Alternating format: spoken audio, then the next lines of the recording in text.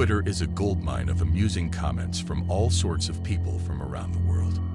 However, there's one special type that really makes it to the top, and it's the women who feel isolated and ignored in working environments, in public places such as the gym, and even on social media.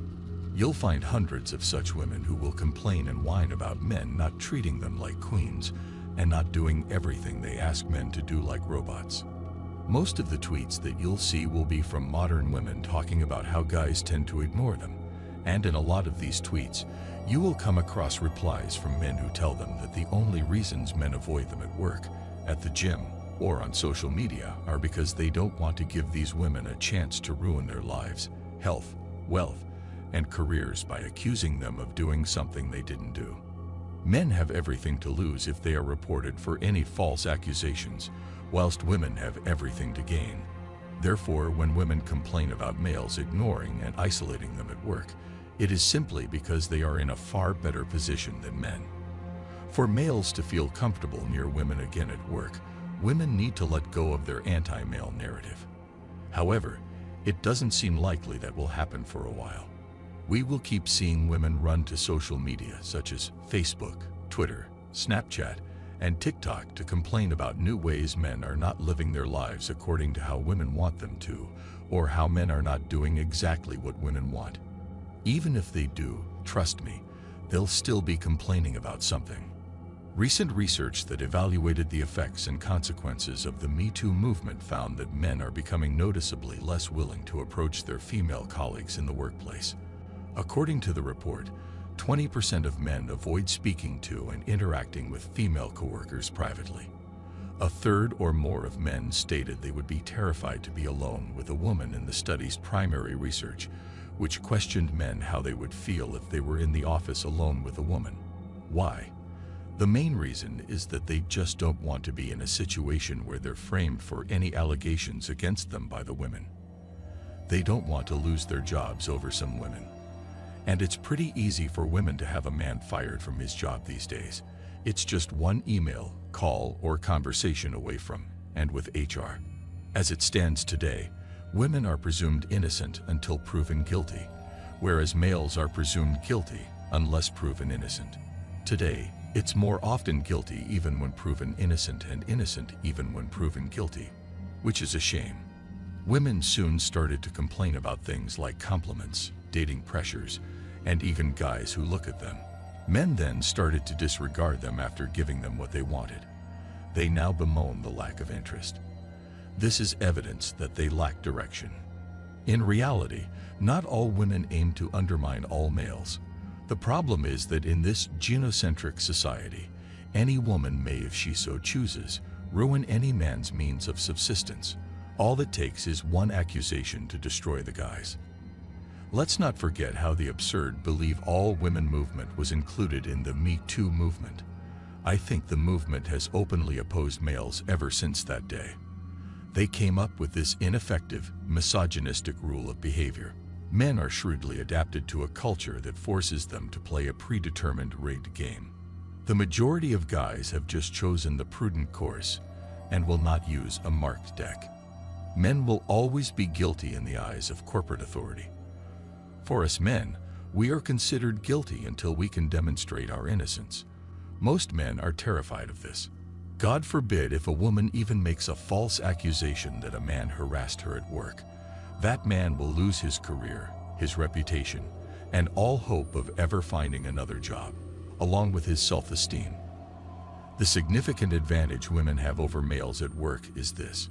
It should not be surprising that 21% of males stated that they would be hesitant to employ a woman for a position requiring an intimate relationship, such as traveling on business.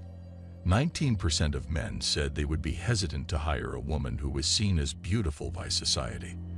This was the result of a survey taken from employees working in a variety of businesses.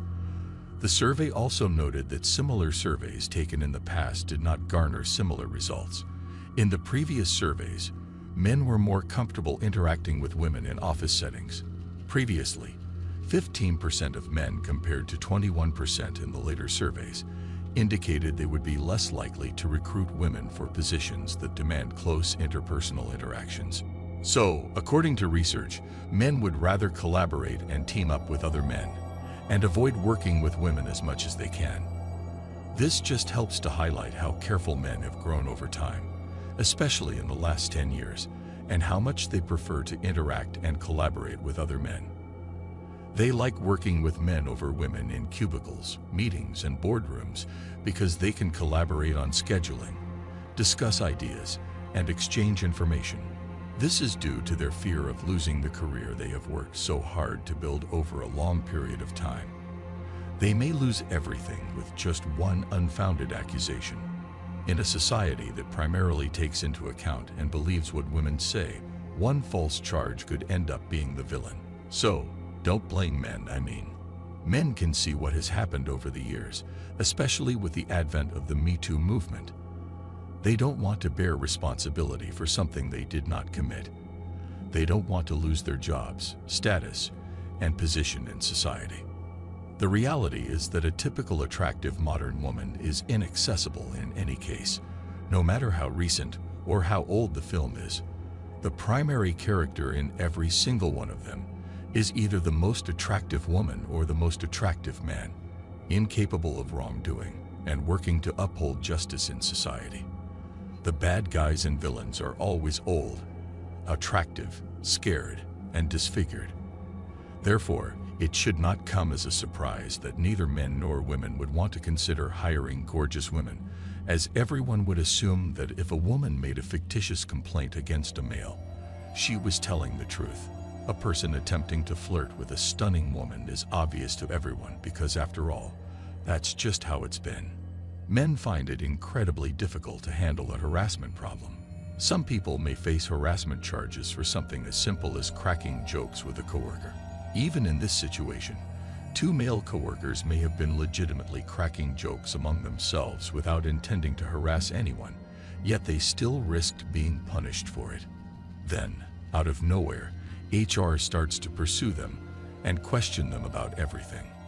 Men are hesitant to shake hands with women because they think she could think it's harassment. It would be simpler to completely avoid touching. The judgments of what behaviors are proper and inappropriate in the workplace are warped. But what makes the study so remarkable is how thoroughly it refutes the idea that men lack a clear understanding of what constitutes improper behavior. The researchers' initial step was to evaluate 19 acts to decide whether or not to label them as harassment.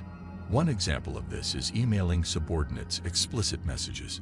The definition of harassment is broadly shared by both genders, and most men and women, respectively, are aware of what it is. As the simpler gender, guys don't like rumors and overreactions from women. Women are also excluded from the team's private meetings when crucial information is discussed. For example, if I had to share anything with a coworker in a small conference room by myself, and I had to go with someone, I'd choose a male since I know that asking a woman into a small area could look strange to others. Not just in America, but also in Europe, England, and other countries, the detrimental repercussions of Me Too are still being felt in the corporate sector. Men will continue to avoid working with women as long as they continue to overreact to the movement and level false charges against them that we constantly see in the media. There's no place for gossip and drama at the office, and unfortunately, that's what most women bring to it. In the end, men know that working alongside women makes a task far less efficient, and guys are so sick and tired of it. This inefficiency is the result of a woman's lack of concentration on finishing the task at hand because she would rather concentrate on attempting to outperform her coworkers to make a point. And in that endeavor, women have full power and the backing of the law to shame a male with basic and baseless allegations. In such a situation, no man would want to work with women. Thanks for watching The Circle of Kings. As always, we're looking forward to your support. So please hit the like button, share this video with your friends, and subscribe to the channel to stay updated with everything all kings like yourself need to know.